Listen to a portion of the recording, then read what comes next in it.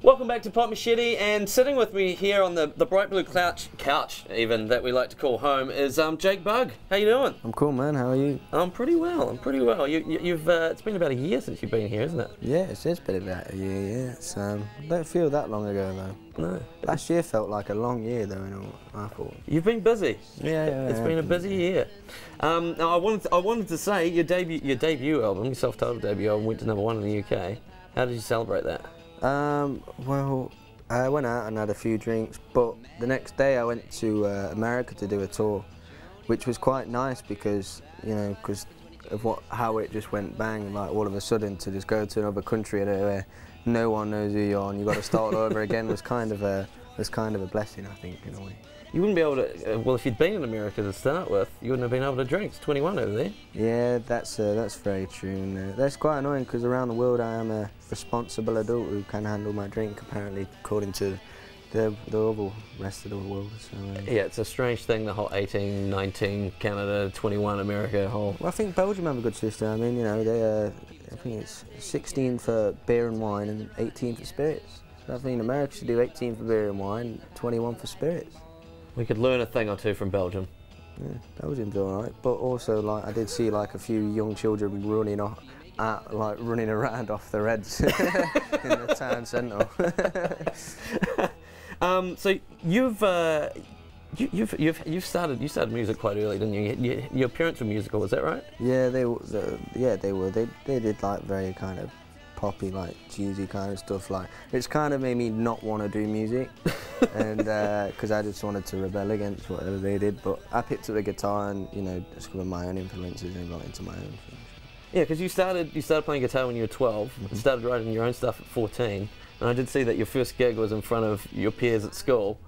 Were you shitting yourself? Yeah, that is the hardest gig you'll ever do. Yeah. Which is, you know, I think it was good in a way, like, you know, because whenever I get a bit apprehensive or a little bit nervous before a show, I just think back to that and think, yeah, that's the hardest gig you're really ever going to do, because you're going to see those people every day for a good few more years. So. Yeah, I reckon if you can get through that, you can get through anything. School can be tough at the best of the times, but you stand up in front of them. But it also worked in my favour with the ladies as well, so that was it was a bit of a bonus. You still in touch with any of them?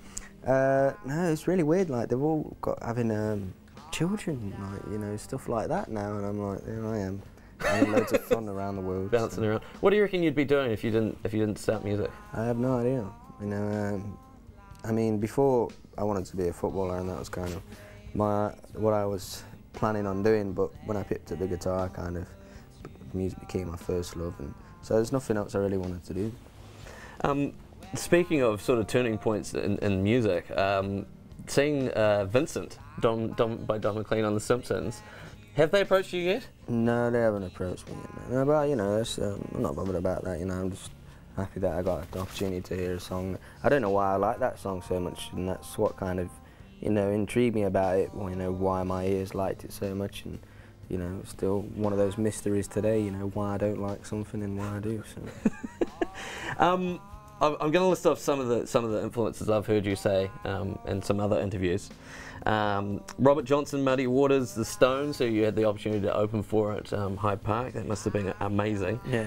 Hendrix, Johnny Cash. How does it sort of feel? Because to me, it now seems that you're influencing some musicians coming through as well. How does that feel to sort of now be a touchstone for other people coming through? Well, you know, it's great, man. I just hope that. I just want people to start writing good songs again, like, you know, well, whether it's, you know, whatever style it's done in, it could be, I don't know, heavy rock or whatever, you know, it's a good song, it's a good song, and, you know, I just want to, I'm lucky enough to have the opportunity to do the thing that I love, and I hope that along the way I can inspire younger people to get into it as well. Are you working on the third album now? Well, I should think anyone when they finish an album should be working on the next one. You know, but it's my outlet. You know, whenever I ever get a chance, I'll sit down and try and come up with a new idea. And so I'm just messing around with a lot of ideas. I don't know who I'm going to work with and how I'm going to go about making the album, because I don't quite have the songs yet. So I'm just going to have to wait for them to come. Yeah, well, I did see on a cool little channel on YouTube called Guitar Moves that you know how to do flamenco guitar. I try to tell myself I know how to play flamenco. It's yeah, I love that stuff. I always like messing around with different styles, and you know, it's great. You know, that it's really good for my right hand, and I noticed that, you know, a lot of guitar players that, you know, they sound so distinct a lot of times, which is, you know, technically they might be the best, but you know, musically they're not so great. Yeah. So you know, I learned that right hand was very, very important. Yeah. So just something I've messed around with.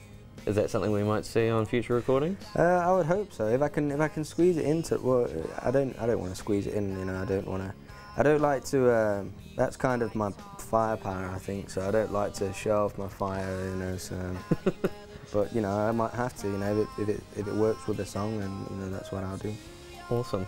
Well, thank you so much for your time, Jake. Thank you, man. I'll shake your hand. Cheers, mate. Thank you hope very you enjoy the rest of your short time in New Zealand, but do come back. Oh, I'd love to come back. Thank you. Because you've got a good, solid fan base here. So thank you very much for your time, and we hope to see a new album sometime soon. Cheers, mate. Thank you very much. Thank you.